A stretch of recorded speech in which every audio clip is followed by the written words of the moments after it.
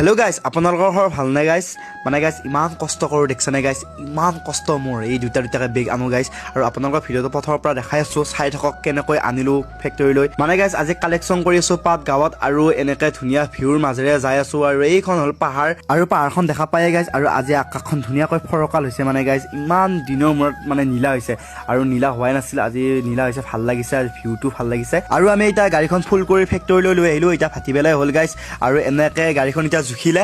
আৰু এতিয়া ময়ো এনেকৈ যাই আছোঁ, এই গাড়ী লাগিয়ে আছে আগত মানে। আৰু গাইজ পাতবোৰ এনেকৈ ড্ৰাফত থৈ দিয়ে আৰু এতিয়া শুকাব লাগিব, আৰু শুকোৱাৰ পাছতে চাপাত হ'ব। আৰু এইফালে এতিয়া এই কাকা এতিয়া কাজিয়া লাগি আছে, এই বেগ খলনি হৈছে, তাকে এতিয়া কাৰাকাৰী হৈ আছে ইহঁতৰ। আৰু এইফালে মই দুটাকে বেগ নি আছোঁ মূৰত। এতিয়া ইমান কষ্ট গাইজ দেখিছানে মোৰ। আৰু ল'ৰা হোৱাটো সহজ নহয়, বহুত কষ্ট, আৰু কষ্টটো কৰিব লাগিবই। আৰু এইফালে কাকাই বেগ খালী কৰি আছে, মানে পাতখিনি ইয়াৰ দায়িত্ব, মানে খালী কৰি দিব লাগে বেগকেইটা। আৰু আমাৰ গাড়ীও খালী হ'ল, মানে বহুত কষ্ট হ'ল আৰু ঘাম ফুটি গৈছে দেখিছেনে গাইজ। আৰু বহুত কষ্ট কৰোঁ মই, আৰু মোক কষ্ট কৰা দেখাই নাই আপোনালোকে, সেইকাৰণে কষ্টখিনি দেখাই দিলোঁ আপোনালোকক। আৰু মোৰ ভিডিঅ'বোৰ লাইক কমেণ্ট কৰিব দে গাইজ, আৰু বহুত কষ্ট কৰি ভিডিঅ'বোৰ বনাওঁ, আৰু ময়ো খালী বেগখিনি ভৰাওঁ। আৰু বাই বাই।